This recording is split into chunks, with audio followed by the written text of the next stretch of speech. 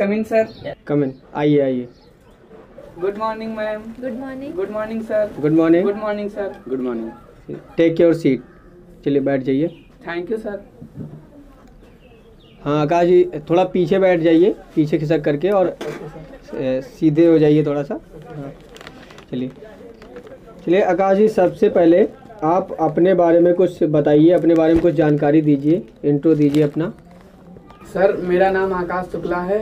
मैं यूपी के गोंडा डिस्ट्रिक्ट का निवासी हूँ। मैं एक मिडिल क्लास फैमिली से हूँ। मेरे पिताजी एक प्राइवेट जॉब करते हैं और मेरी माताजी हाउसवाइफ हैं जो घर के काम काज में अपना हाथ बटाती हैं और मेरे पढ़ाई पर भी विशेष ध्यान रखती हैं। तो मेरा प्रश्न जो होगा वो हिस्ट्री से होगा। Yes sir. आपने इंडस वैली सिविलाइजेशन यानी कि सिंधु घाटी सभ्यता के बारे में कुछ पढ़ा होगा।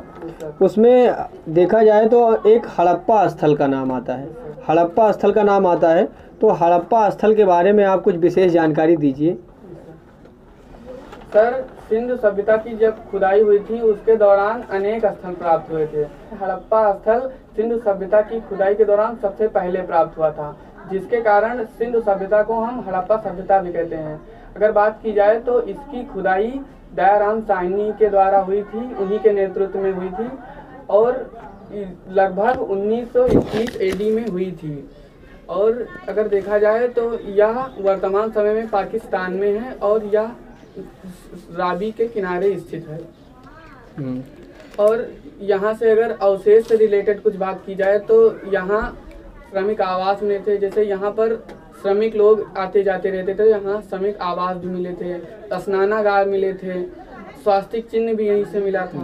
चलिए एक स्थल और आता है जिसे रोपड़ भी मिला था इसी की खुदाई, सिंधु घाटी सभ्यता की खुदाई के दौरान एक स्थल रोपड़ भी मिला था। सर सॉरी सर, इसके बाद में मुझे नहीं जानकारी। चलिए कोई बात नहीं। चलिए आगे मैम आप पूछिए। तो आकाश जी आपने साइंस बायोलॉजी तो पढ़ा है, तो आप न्यूक्लियस के बारे में कुछ बताएंगे? मैम न्यूक्लियस का कार्य है आदेश जारी करना। सेल का एक महत्वपूर्ण अंग और बड़ा अंग भी माना जाता है।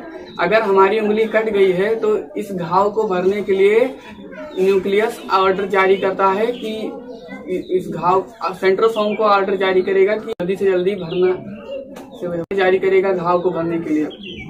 इस न्यूक्लियस के अंदर क्रोमोसोम पाया जाता है जिससे हमारी जातियां निर्धारित होते हैं। अगर बात की जाए तो एक सामान्य मनुष्य के अंदर 23 जोड़ी क्रोमोसोम या 46 क्रोमोसोम पाया जाता है और इस क्रोमोसोम के अंदर डीएनए भी पाया जाता है। Okay ma'am. Okay ma'am, thank you sir. आप चलिए। तो आकाश जी आपने अपने इंट्रो लिस्ट में जियोग्राफी सब्जेक्ट भी पढ़ा है, तो मेरा एक क्वेश्चन उसी सब्जेक्ट से है। आपने सौर मंडल या सोलर सिस्टम के बारे में भी पढ़ा होगा, तो बताइए कि सोलर सिस्टम में पहले कितने ग्रह थे और अब कितने ग्रह हैं? कौन से ग्रह को सोलर सिस्टम से हटाया गया, कब हटाया गया और किसके द्वारा हटाया गया?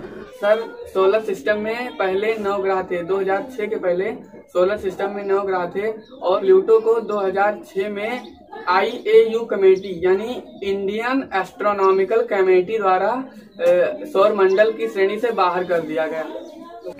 Thank you.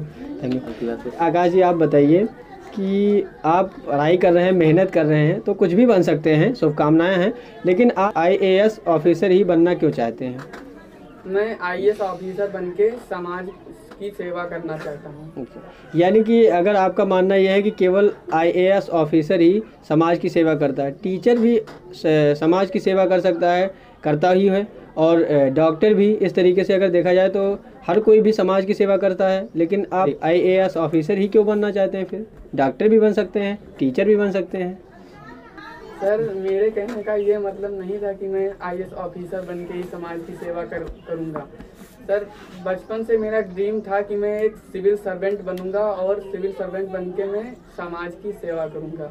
सर ये मेरा बचपन से ही। यदि मान लेते हैं किसी कारणवश आपका जो सिलेक्शन है वो नहीं होता है, तो आपके लाइफ में सेकंड जो चॉइस होगी वो आपकी क्या होगी? सर वैसे तो मुझे पूर्ण विश्वास है कि मैं IAS ऑफिसर बन जाऊंगा, लेकिन अगर मैं नहीं बनता हूं तो मेरा दूसरा प्रयास ये रहेगा कि मैं टीचर की लाइन में जाऊं। Thank you.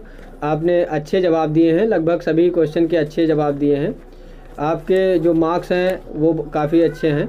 देखेंगे तो आपकी ड्रेसिंग भी काफ़ी अच्छी है, अगर देखी जाए तो आपकी ड्रेसिंग भी काफ़ी अच्छी है।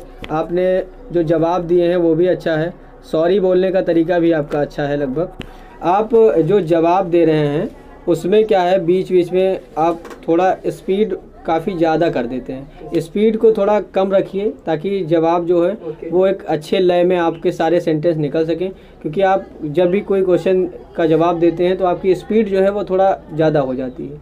ठीक है, बाकी चीज़ें फिट है, कोई बात नहीं। आगे देखेंगे तो ये आपके मार्क्स एवरेज हैं, लेकिन आपको थोड़ा जो क्वेश्चंस का आंसर देना है या जवाब देना है तो उसकी स्पीड जो है वो थोड़ा एवरेज रखिए, ताकि जो सामने वाले का जो आकर्षण है वो आपकी तरफ ज़्यादा रहे। ठीक है, चलिए। मुस्कुराहट होनी चाहिए, मुस्कुराहट भी एवरेज है, लेकिन कभी कभी आप चेहरे पर मुस्कुराहट ला नहीं पाते हैं, क्योंकि आंसर देने के समय जो है वो चेहरे पर एक एवरेज मुस्कुराहट होनी बहुत आवश्यक है, ताकि इम्प्रेशन जो है वो बढ़ता है आपका। ठीक है, चलिए, बाकी सारी चीज़ें ठीक है, हम सभी की तरफ से आपको एवरेज मार्क दिया जाएगा। इंटरव्यू आपका समाप्त होता है। Thank you. Okay, thank you ma'am, thank you sir, thank you sir.